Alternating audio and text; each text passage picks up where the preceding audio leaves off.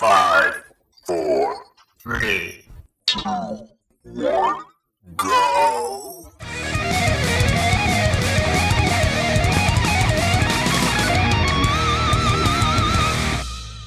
Welcome back to the PPR Stock Report.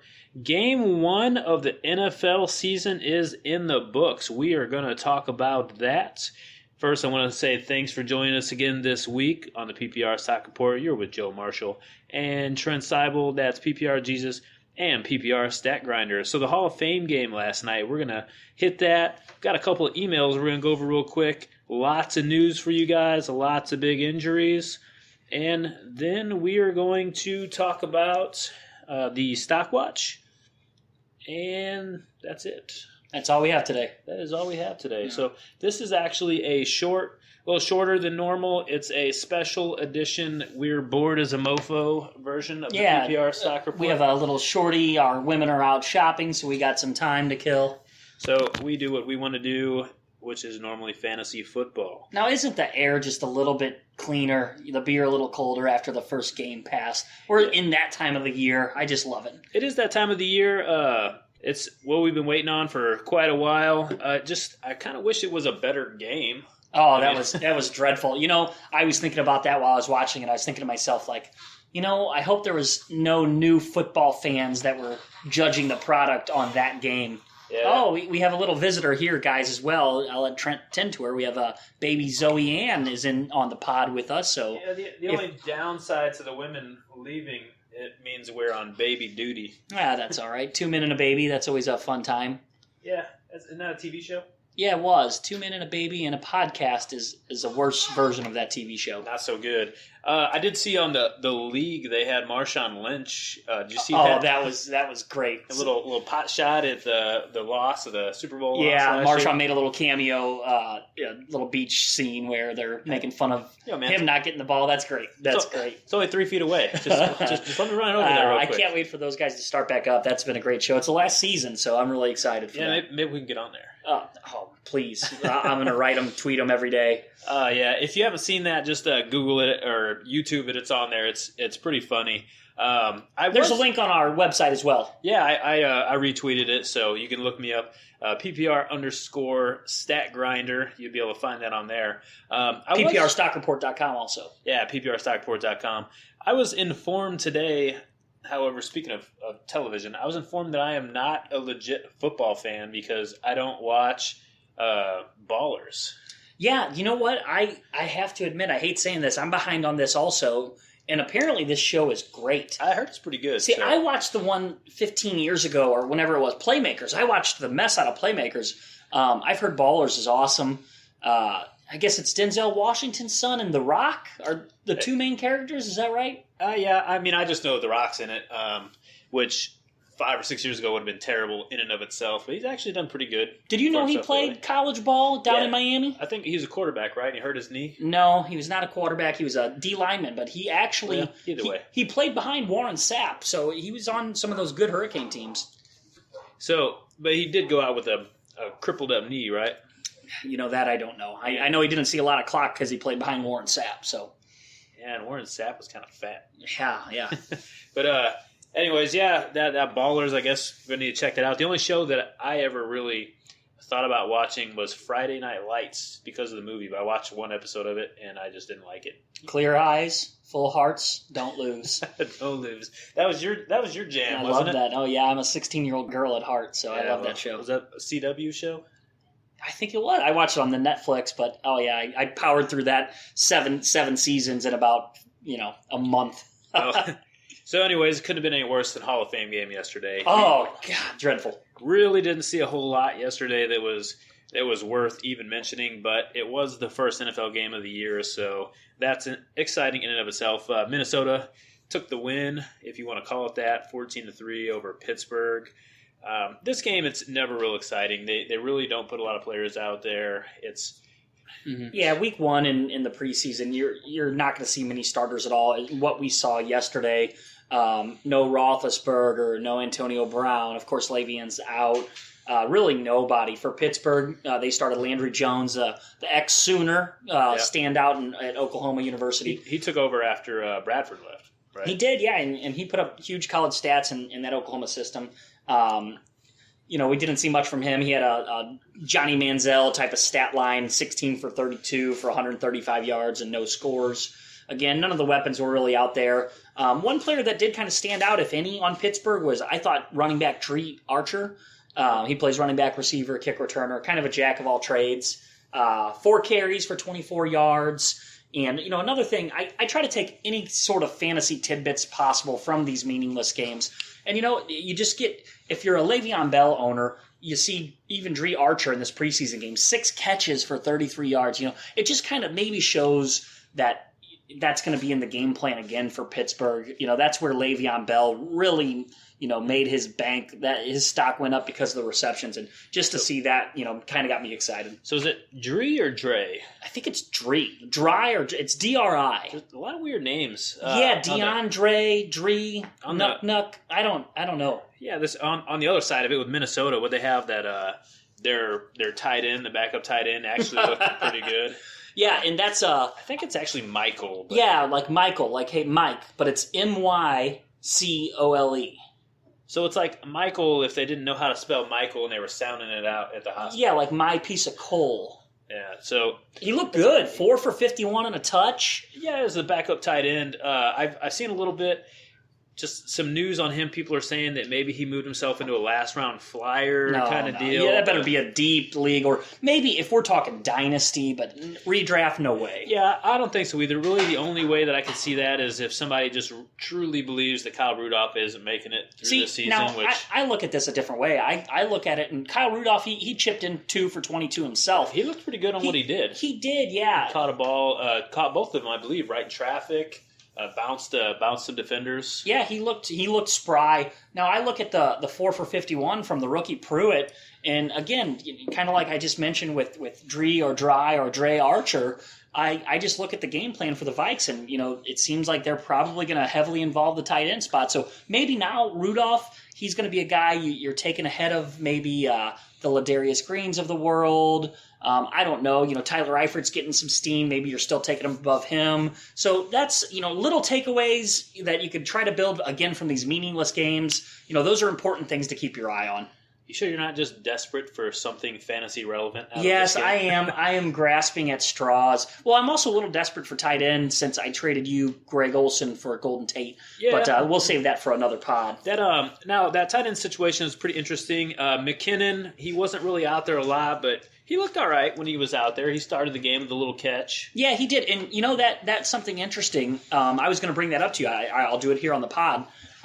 We're only drafted in one league together. Neither of us own Adrian Peterson, but we're up here in the Fantasy Inferno League. You draft 4th. You might have an option at maybe AP in that league.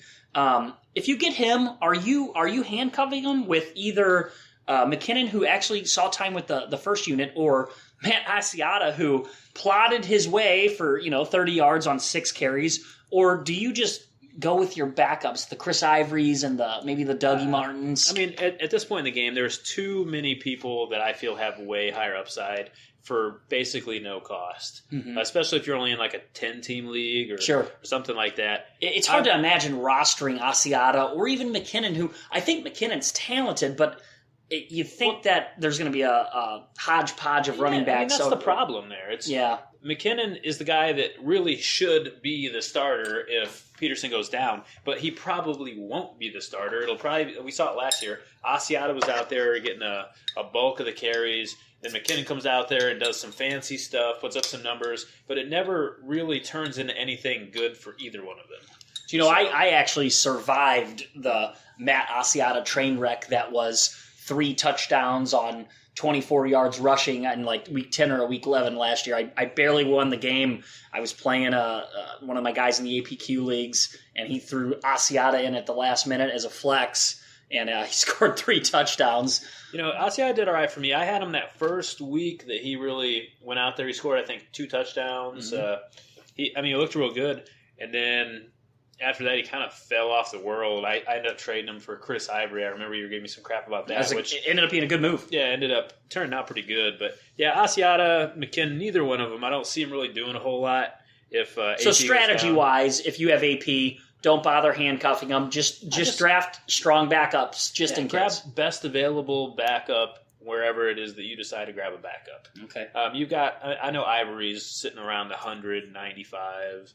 9500 range, we'll, something like we'll that. get into the guys I know on the stock watch, but I'm gaining a little confidence in him.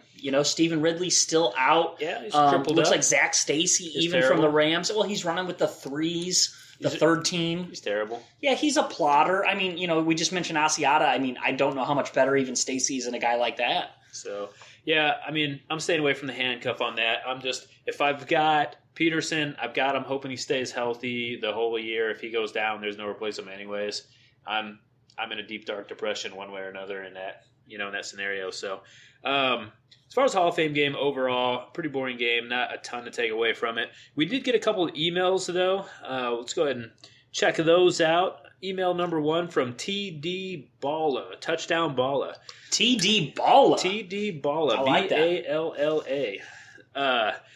What's TD Balla got to say? Are any of the running backs in Cleveland worth rostering in a 10-team PPR redraft league?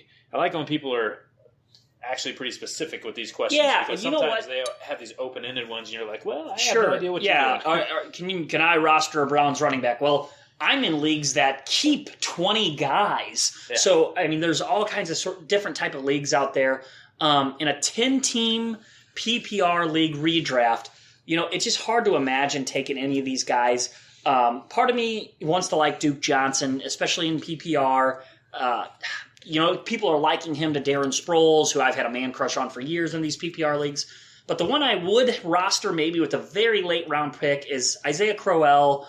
Even though it was Montgomery, the running backs coach, he kind of blasted Crowell yesterday, saying nobody wants the starting job, and West and Duke are out. So and West actually came back. Yeah, yesterday. but it was definitely directed at Crowell. So he's the one that I think has a chance at, we'll just say 200 carries. With running backs, especially my backups, I just look at touches. I think Crowell has a chance at 200 total touches. So to answer the question, yes, I do think Crowell is worth rostering with a very late round pick, or maybe even holding in lieu of a kicker before the season starts. Yeah, I mean, Crowell, he was basically the guy last year that did the most with what they had, which wasn't a whole lot anyways. West started early, hot, the first few weeks. Yeah, and people were picking him up off the waivers, Sure. and he fell off the world. Crowell, he fit right in after that. In the middle part of the season, he did pretty well. And then at the end, I think over the last 4 weeks, he averaged like 3.4 yards a carry. So he wore down, which a lot of rookies do. That is a good offensive line, though. You have Joe Thomas, the Pro Bowl left tackle. I think they will be able to run the ball. I do think they need to get a running back who is going to be the designated starting running back, and I'm not sure any of these guys will, but I'll roll the dice on Crowell and say the 13th round. And if you happen to be in any kind of league that does keep rookies, like we are in the APQ Sure. or anything like that, Duke Johnson's definitely worth looking at. I just picked him up as a free agent. He was banged up. Somebody dropped him. Again, I don't have a kicker. I only have one defense. I only have one quarterback right now. So I'm holding Duke just to see if maybe he shows something in a preseason game number 3. Who knows? So next email from Gridiron Warrior. Gridiron Warrior. I don't even know is that a real name? That guy's serious. I have a feeling that he is taking this serious. We better answer this with caution. Otherwise, our health may be at risk. Watching our computer's going to get a virus. Something's going to... Gridiron Warrior, that is... hardcore. My team name has been the Fucktards for 15 years. My goodness. Yeah. The Fucktards are PPR Jesus. PPR Jesus, that's... All right, so it was Gridiron Warrior. I picked 10th in a 12-man league.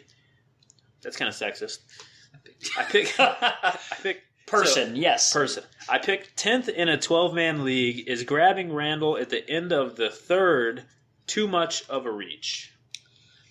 Okay, so he drafts 10th in a 12-guy league. Does he say PPR or not, or does he not He specify? doesn't say either way, but Okay. we'll say PPR because that's what we do. We are the PPR Stock Report. PPR Stock Report. I am PPR Jesus. Oh! And PPR Stat Grinder here. So we're gonna roll this one out like it's We're getting a better at PPR those question. Twitter name plugs. That's good. I know. Okay, People so are like, who are these guys? plowing ahead here. So into the third round, basically, is that too early? Is that the question? Yeah, I mean, that's what it seems like he was asking. Okay. Is it too much of a reach for Randall? Are you going to get any value from him? Is it too much of a reach? I'm looking here as ADP in PPR leagues, according to Fantasy Pros, is 42. So we're looking at him. That would be taking him 34th overall. So it's a little bit of a reach. Here's what I would do in that case. I would look at whoever's picking in 11th and 12th. Yeah, it's only two people. Sure, the guys right behind him. If they already have two backs each, and he's maybe the last of the Mohicans, the last guy that you think could be a full-time starter, if they each have two backs, I'd roll the dice, I think, and wait and see if you can get them on the turn in the 4th. Guys like Jimmy Graham might be available. Peyton Manning might be available right there, end of the 3rd. That's about where he's going. So I do think it's a bit of a stretch. If he's your guy, if in your gut you like him, say you're a Cowboys fan, yeah, go ahead and take him. But I'd be practical. I'd look at teams 11 and 12, see if they are heavy on backs. And if they are, wait, because I have a feeling you'll get them in the 4th. That's what I say. Yeah, my thing, even if you do wait, though, you get them on the turn. So, instead of the 34th pick, you're getting them as the 38th pick. Yeah, still a little early. It's still early, but I don't like it. I just don't trust that the Cowboys are being honest when they say that they're not looking for somebody else. Maybe they're not actively looking, but, Monty Ball, they're talking about cutting him.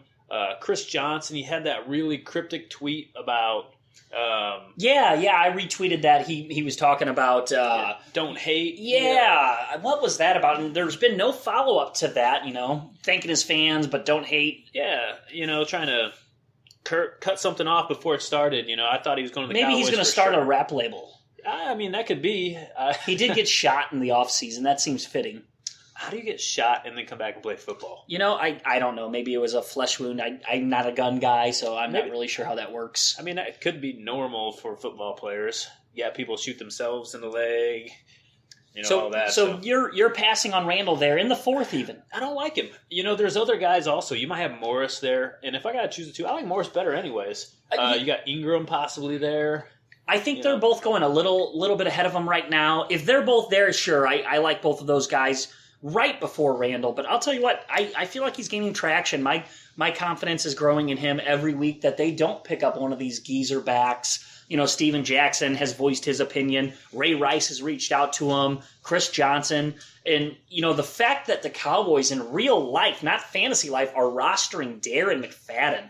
I know Jerry Jones has a crush on any football player that played at Arkansas.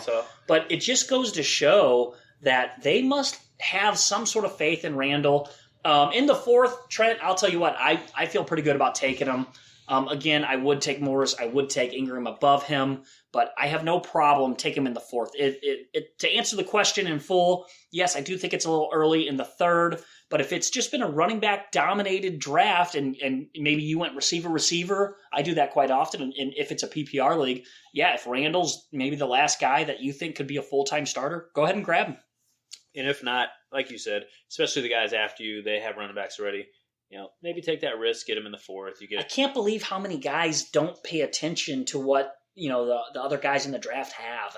It's critical. It is, and I saw in our draft there was a couple of real big ones. I saw, especially with tight ends. Tight end is a position that they'll start taking, and you only get one of them. Nobody's drafting 2 tight ends until you get deep in the league. So sure. I mean, it's real easy to miss the fact that the 3 people in front of you or after you have their tight ends and you pick somebody and you just wasted basically 6 slots. Yeah, exactly. You're taking a tight end when the 3 guys behind you already have one, so they're going to gobble up the meat and potatoes, the running backs and the receivers. That you could have had. Exactly, and you could have still got the same tight end. No, I gotcha. There's, for some reason, people, I think they get draft anxiety. Maybe, they need to sit down on a couch with a psychiatrist or something. Draft psychiatrist. That'd be nice. I wouldn't mind that. That would be a pretty good gig. I'm going to look into that. So let's go ahead and move on. We're going to talk about, jump into the news, some of the injuries that we saw. The big one that everybody's talking about still, coming off of our first breaking news ever last week. Breaking news. Arian Foster. I mean, this guy, I have never seen ADP roller coaster in the way that you've seen with Foster in 4 days. So we saw him going as early as the 8th pick in the first round in PPR formats. Yeah, he really got up there. He did. A couple of guys, my fantasy guys, their podcast, they had him as the number one overall player in PPR formats, not running back player.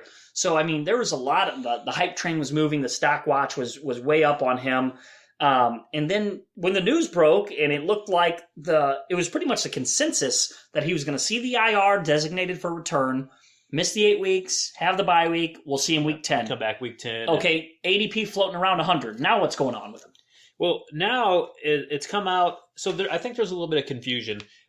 People initially said, hey, he has a groin injury and he's going to miss all this time. And now they're saying that his surgery was actually a sports hernia surgery. So so they didn't repair the groin. They did a surgery for the sports hernia. So they did the sports hernia surgery, which is like a abductor surgery, and that doesn't. A lot of people are thinking, okay, well, he didn't have a groin injury. Well, that's not the case. He did have a groin injury.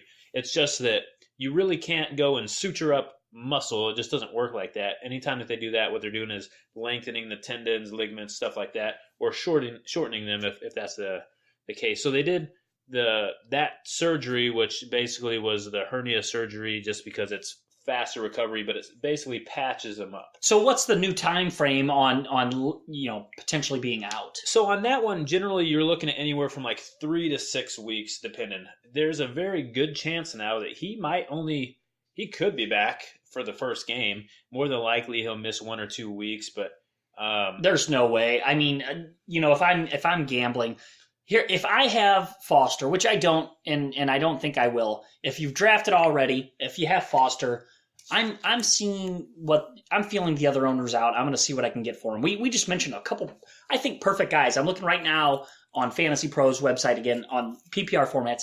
He's being drafted at 40th. He's being drafted 40th overall. He's getting into the third round. Into the third, beginning of the fourth round. Oh my gosh. If you could get a Randall for him healthy, Alfred Morris, who is working on his receiving game, Mark Ingram. I'm just trying to see maybe if an owner is running back heavy, you could sell him on the fact that, hey, take Foster for the playoff stretch. Give me your healthy Alfred Morris. You don't even got to say playoffs anymore. I mean, if the news is saying he's coming 3 to 6 weeks, you talk someone into saying he's not going to really miss any time, you might get somebody decent for him. You really save yourself a big headache. Yeah, it's a tough call. If I have him, I'm shopping him. If I can get any guy who is a legit running back 2 in fantasy, I'm taking him.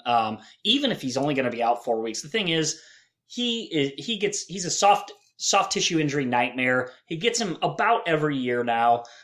He's signed only into next year, so his contract is only guaranteed and through next year. So in my heart of hearts, do I think he's going to come out guns a-blazing and he's going to play at his fullest? No, I don't. I think he's going to watch his health.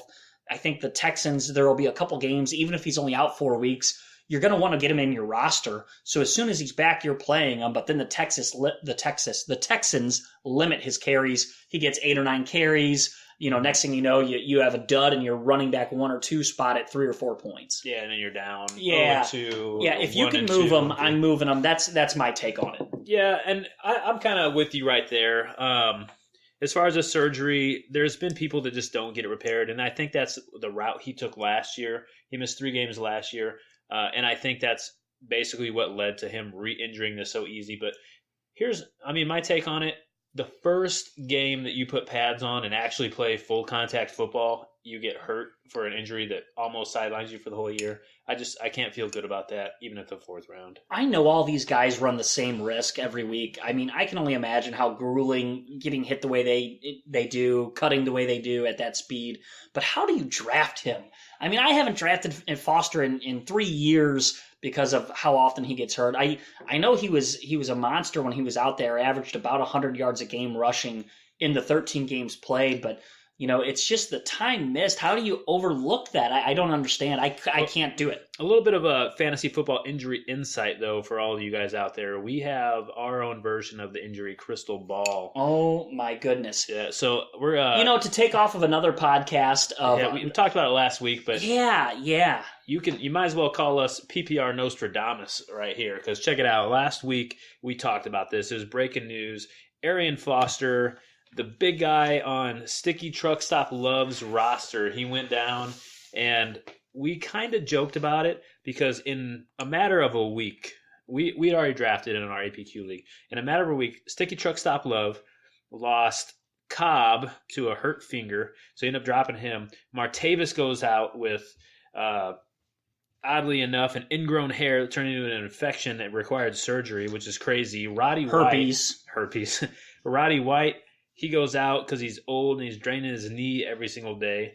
Perriman has a hurt These leg. are all players on Sticky Truck Stop Love's roster. He drafted every one of these. So Perriman, he's out with a hurt leg. Delaney Walker goes out. Arian Foster goes down. So we joked and said, hey, guys, just to let you know, if you guys have CJ or Dez, you guys need to move them. You guys, because they're in danger of getting injured because they're owned by Sticky Truck Stop Love. And what do we see? It was the day after last week's pod. We see Dez, he got into a fight at camp. Yep. And took a swing on a guy, and then the very next day he leaves practice early with a hamstring injury, which he's still nursing. Yeah. And then now CJ Anderson hurt shoulder. Banged his shoulder up. Yeah. Seems like he's back at action. But again, if he's on Sticky Truck Stop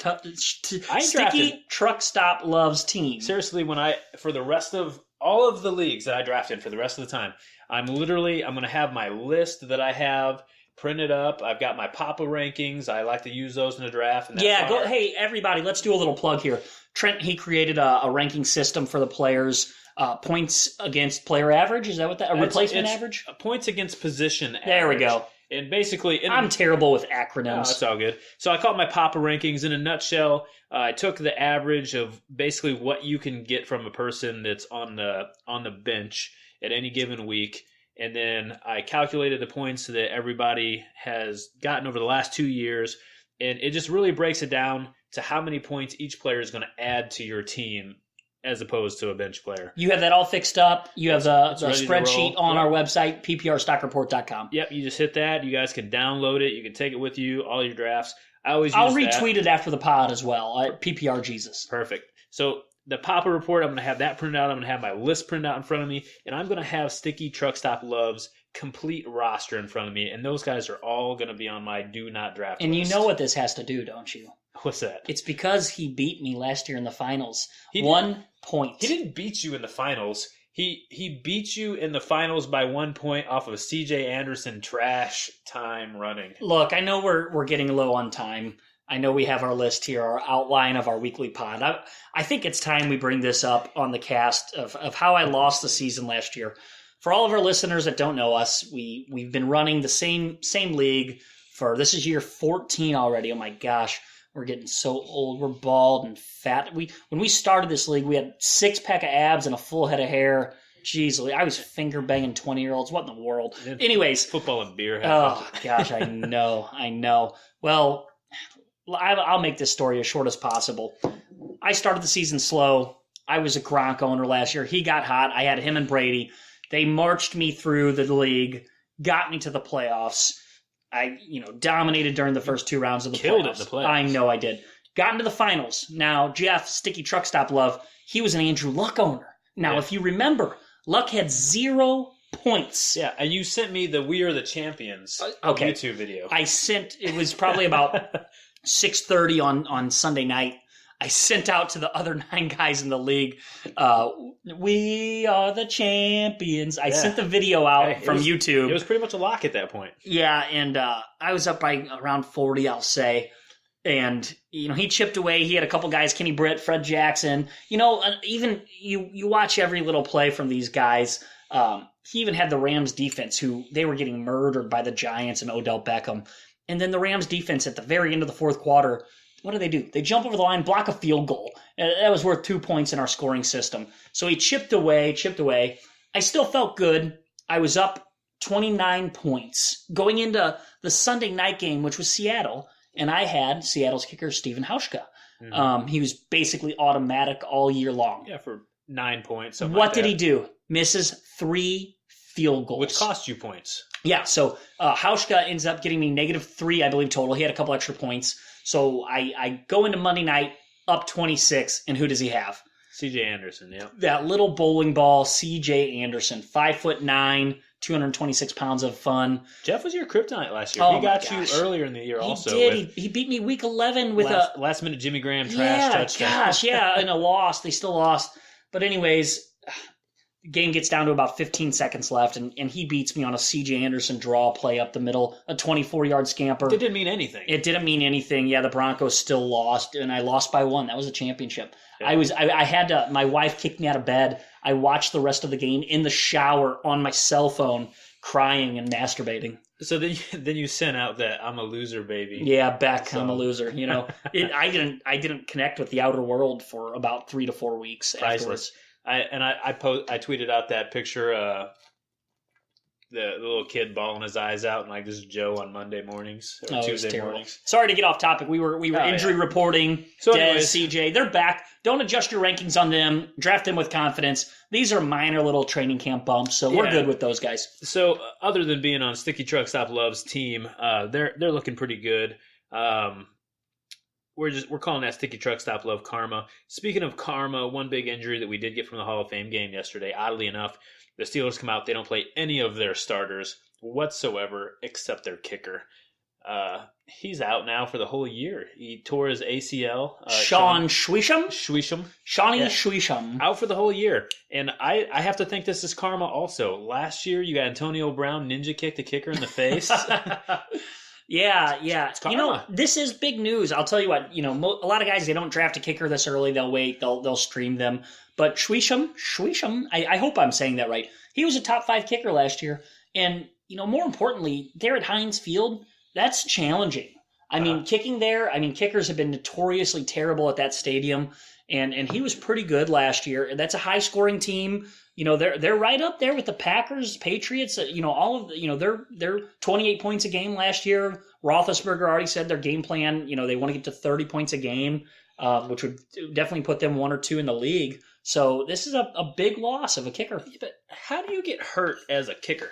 I've often said that is the best job in the world. You go out there, you kick a ball once every. We saw with the Grammatica after he hit the field goal and he was celebrating and he tore his ACL and he jumped up and fell down. That guy was an ass. You're a kicker. Come on. So, anyways, he's out for the whole year.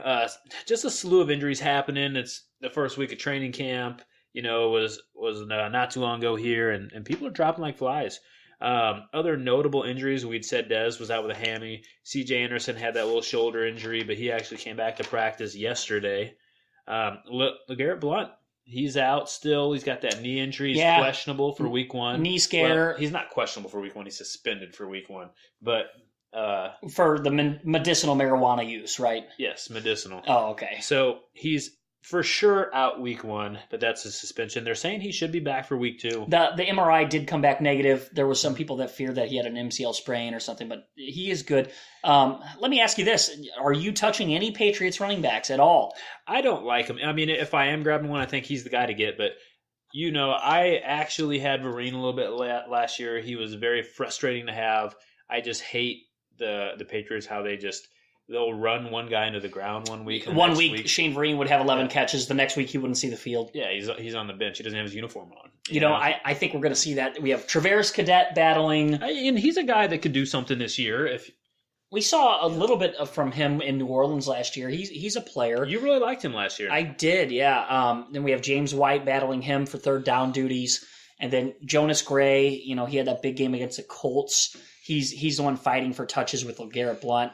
Again, it's almost the same deal going on with the Colts. It's like you're almost better off just to stay away from those guys completely. A name that we mentioned earlier this guy, he's an average NFL talent, but, Chris Ivory, and you have him again. You drafted him late. You stole him. And, again, he's a guy, I mentioned my backup running backs. I just look at total touches. He is a lock for 200 touches, of course, if healthy. So I think you go in a route that way over even LeGarrette Blount and overtaking a flyer on any of these running backs. So Deshaun Jackson, he's another guy that is nursing a little bit of an injury. It's a shoulder injury. This one is very similar to what you saw with Jimmy Graham last year. It didn't really keep him out of any games, but it did limit his productivity. They're looking at probably another 2 weeks before Deshaun Jackson is back to full healthy, pending any kind of setbacks. which I guess if you're going to have that, now's the time to do it so he can actually sit out. It's not a big deal. This isn't a new offense for him. He knows what's going on. He knows the quarterback. Maybe a slight bump in early drafts for Pierre Garçon. There's been a lot coming out of Washington that they want to get him involved even more anyways. To piggyback off that, we did see a little bit of news this afternoon. Niles Paul, the tight end, has unseated Jordan Reed for the starting job at tight end. That's noteworthy. Which is wild because that comes like literally a week after Jordan Reed comes out and says he's in the best shape of his life. Sure. He's changed his diet over the offseason. This is the year he thinks he's coming out, and he's going to be healthy for the whole year, which is laughable to me. But hey, I'll tell you what, Niles Paul, to me, he's on the tight end 2 radar. You could go look at the stats. I don't have them right in front of me, but he started the first 4 games last year in Jordan Reed's absence from injury. And he had 4 games. I want to say it was about 21, 22 catches. He had about 330, 340 yards and a touchdown. And in PPR leagues, I mean, he was a hot tight end. Yeah, and he did. He came in here. He did it. I remember he was a real hot waiver wire commodity, like you were saying. He was real good. If he's the guy out there, he might be worth grabbing. No, I agree. 100%. I mean, you don't have as much worry with him either, getting hurt with like what you have with Jordan Reed. Hey, if you drafted early, you had Gates maybe. If you weren't able to get Ladarius Green, if one of your other people in the league grabbed him, I think that's a perfect fit for those first 4 weeks. Yeah, just see what happens there. So talking a little bit about those values, why don't we just go ahead and jump right into the stock watch? We got some pretty good changes this week on the stock watch. This guy's been on a stock watch every single week. We're started off with Doug Martin. He's up to 74 on the ADP now. He is really. I mean, when we started the pod, this is our 3rd week recording. He was at about early middle 90s. Now he's all the way up to 74. Let's just. Is that a little too rich for your blood with him? I mean, he's had 2 years of under 3.5 yards a carry. Is that too rich for your blood at 74, 7th round pick? I've been saying that I'm not on the Doug Martin train every single week. I'm at least at this point. It's just because I have Doug Martin. Well, you had him. I thought about trying to get him from you because I was going to shop him off to somebody else. But I'm actually keeping an eye on Doug Martin now. He's piqued my interest. They said last year that he was healthy, and he was looking real good. He was in good shape and this and that. Sure. The same news that's coming out this year. Yeah, and then he comes out. He really didn't do a whole lot of anything. So, this year I read another report today that he's looking real quick, quicker than he's been in a long time. He's stronger than he's been in a long time. So I don't know. I'm starting to maybe believe it a little bit that Doug Martin does something. 74. I'm still not liking it per se, but I can live with it. Isaiah Crowell, we talked about him a little bit earlier. He's at the 78 ADP, so he's kind of creeping up there. I think a lot of that had to do with the West news and the injury. Yeah. I mean, naturally, he's going to creep up. That's a perfect. Who do you got there, Crowell or Dougie? At this point, we're looking at 74, 78. I'm probably going to take a chance on Doug Martin. I think so, too. With the news that we've got. Do you know what? Even though I'm not crazy high on Jameis, I think they have enough with Vincent Jackson and Mike Evans to move the ball on offense where they're in favorable situations for the backs. And I think that's huge, just red zone opportunity. So give me Doug Martin over Crowell. I like to see his stock going up because I do have shares in Doug Martin, and I have started fielding bad trade offers for him, but I can tell people's interest is growing, so I'm happy. Man, somebody, Sticky Truck Stop Love, in lieu of injuries, actually offered you Martavis Bryant. Yeah, he did. And you know what? I think that's a fair trade. It's fair value. Just with the way my team is built, I didn't really need that extra receiver. I already have Colston on the bench. Doug Martin, he's really one of my best bench running backs. If I go a little lighter on running backs than a lot of guys. I'm receiver heavy. I typically go receiver in these PPR leagues. It is a PPR league, so sure, it's full point PPR. So yeah, again, who else we got on Stock Watch? We have Crowell, we have Dougie. Who else? We do. And someone we didn't actually have on there, but I just want to mention real quick because you were talking about Tampa Bay and whatnot, is that Vincent Jackson. His stock has been going up. A lot of people are really thinking that he's going to be the same. I mean, he's had good numbers minus the complete lack of touchdowns over the last couple of years. If people think now that you got Winston over there, he's going to have to see more than the 2 touchdowns he had last year. Just a little plug there on Vincent Jackson. You've been trying to sell me on Vincent Jackson. I'll tell you what. Well, you keep saying that. I haven't necessarily tried to sell No, you he's on been him. trying to sell me on Vincent Jackson. I like Evans a lot. I like Evans a lot too. I'm now, hoping that Vincent Jackson doesn't do anything because I like Evans. But Jackson, it's going to be an odd year. I'm staying away from him completely. I don't know what his usage is going to look like. They drafted Kenny Bell, who I really like. I almost wish he ended up in a better scenario than Tampa Bay. I've read that they're going to move him into the slot. I'm not sure how I trust Jameis throwing to the slot guy over the middle. Watching Jameis in college, he struggles at the throw over the linebackers. Yeah, you were saying that. He really does. Yes, or... it's like he doesn't have the touch.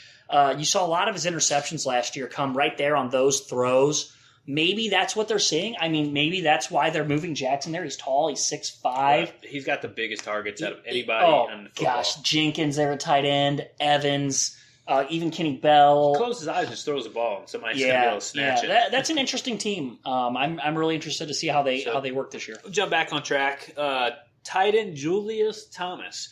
He was a guy that got picked real early in our league, and it was laughable. But you know what? Now he's getting a lot of really good news about how he's just dominating down there. Sure. I mean, it's still Jacksonville. The team run by Danny Ward, Beer. I think he's Beer. Is that right? Something. Yeah, he took Julius in the 7th or 8th round, and it got a big chuckle out of the guys. Danny, he's a guy. Well, he didn't know that Julius Thomas changed teams. No, we have one. He's habitually in the bottom third. Yes, pretty Danny, much guaranteed a playoff spot. He's a great guy to have in the league. He shows up every year. He is active with trades and adds and drops. Just not good trades. Yeah, always. I mean, he's just not that good. That's why we invite him back every year. But no, you're right. I mean, that 7th or 8th round price tag might be justified. If we keep seeing the positive news like we have out of Jacksonville, it seems like he's fitting into the offense really nicely. There was some players down there that said that he was the best player on the team. So I don't know that that's necessarily saying a whole lot, though. I mean, that's like saying that I went out and won the Special Olympics. Oh, you had to go Special Olympics. Well, they have a young receiving core. They have Allen Robinson, Allen Hearns. You're talking about Special Olympics? The Jaguars. Marquise Lee, he was a superstar at USC. So there is some young talent there. Bortles, he looked awful, at points in the year, but he's a rookie. I'm going to give him a little bit of a pass. Hopefully, Julius, he might be a nice outlet for him to check down to. Yeah, and I mean, I said it before. The thing about Julius Thomas, he's a pretty big guy. He's pretty strong and whatnot. I don't know that he necessarily was ever good when he was playing in Denver. He's a big guy that's an easy target. In the red zone, yeah. Yeah, so, I mean, maybe he's still going to be that. It's just a matter of how often they're going to be in the red zone, I guess. We shall see, my friend. We shall. One guy that's taken a decent little hit, though, is Marvin Jones. We talked a lot of good stuff about him a couple weeks ago in the first podcast, what his stats were before he got injured, some of the projections real good about him, and then he literally just goes out and gets injured. And not only did he got injured, it's the coaches were saying that he just didn't want to get in there and play. Yeah. He had that leg injury. They thought that he really stayed out longer, nursed it longer than he should have. This is a guy who didn't see the field at all last year. He came into last offseason with a lot of hype. I don't know. I mean, we've talked about him on the pod before. He's a guy I have no shares in, and I won't either. I'll take flyers on other type of players, Charles Johnson in Minnesota, guys like that I think actually have some upside. He's still going to be behind A.J. Green. They're still going to dump the ball off to Gio. Tyler Eifert is there, healthy at the tight end spot. There's no Gresham. So at best, I think he's the 4th target, even if he's healthy, and he's proving that he can't stay healthy. So, and you know what? Mohamed Sanu, he's a perfect complementary receiver for A.J. Green. I had Sanu a little bit last year. Yeah, you did? He had a couple little games. Oh, when Sanu was playing at a high level when A.J. was out. So, he's completely off of my draft board altogether. So we got Nelson Aguilar continues to keep rising. His ADP's down to 75 now. Did you see the vote of confidence from his teammate Jordan Matthews? Yeah, Matthews was a rookie last year, and Matthews came out and said that basically Aguilar is twice the receiver he was coming fresh out of college, runs routes crisper, better. You got to like that from the guy he's challenging for targets. Yeah, and on top of it, Aguilar goes right into the spot that Macklin vacated when he left. And even the coaches, they say that Aguilar is very similar, but he's better overall than they are literally the same exact size, height, and weight. I mean, he's a clone of Jeremy Macklin. Yeah, and I mean, I'm not being crazy here. I have Aguilar, but I'm not going to pretend that I think he's going to come out and have better numbers than Matthews this year. What do you predict the stat line's at? I'd say that he probably has somewhere around maybe 70 catches for 800 yards, maybe a few touchdowns. Let's say 5 or 6 touchdowns. Hey, PPR leagues, that's very much worthy of a number 3 or a flex. Absolutely, so, yeah. I mean, you got to like that. I think in any kind of league where you get to keep him, like our league, he's a keeper. I think he's definitely somebody you really got to look at. If you're drafting soon, he looks good at 75. I don't know that he looks good if he keeps moving up to the 50 spot or anything like that. So, last 2 guys we got here, we've got Foster. We talked a lot about him earlier. It's just he's on here because he literally went from first round back to like 100, and now he's back up to 40. Probably some of the biggest ADP changes that we've seen. It's crazy. I mean, for people to be drafting him.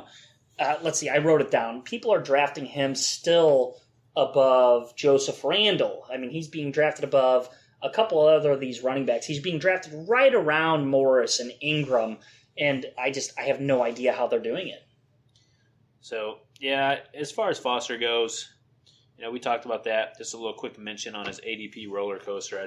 That's crazy to me.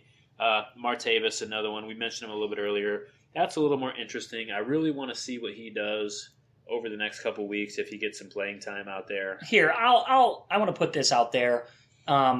Just to comment on Roethlisberger's statement that Marcus Wheaton's the number 2. He's going to be the guy they're going to run out there in 2 wideout sets. I don't read into that much, and here's why. First of all, the Steelers, they ran 3 wide or more on 80% of plays. And in the plays they were running with 2 wideouts, those were majority run plays. So to me, this was more of a rah-rah statement to either hype up Wheaton or Martavis. Get him going. Maybe so. Light the fire under him. Yeah, so we did see about a round drop in Martavis's ADP. Which makes him a little better to me. I don't like him where he was. You know what? He was way too rich for it. He was Randy Moss all of a sudden, a guy who's only caught 26 career balls. So I think the fall for him it puts him in a little bit more advantageous spots for fantasy owners to draft him.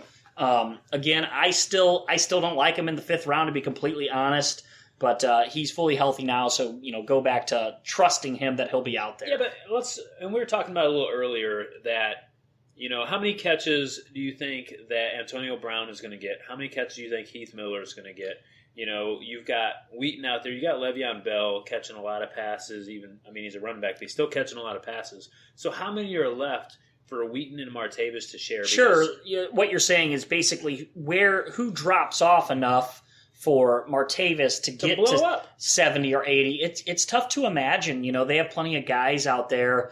You have to imagine Le'Veon's going to be somewhere in the high 60s or 70s. Antonio Brown, even if he drops off 20%, would still be over 100. Heath Miller, he's a lock for about 50 catches. So I agree. I hear you 100%. Martavis, for me, he's more of a standard league guy. He's very touchdown dependent. I don't love him in PPR leagues. But they don't have Swisham kicking in field goals. They don't have Swisham. So maybe there's a lot of 2-point conversion opportunities from Martavis. Little fade route in the corner. Valid point. All right, guys, that's going to wrap it up for us this week on the PPR Stock Watch. We'll be back with you guys next week. We got some wide receiver rankings coming at you this week.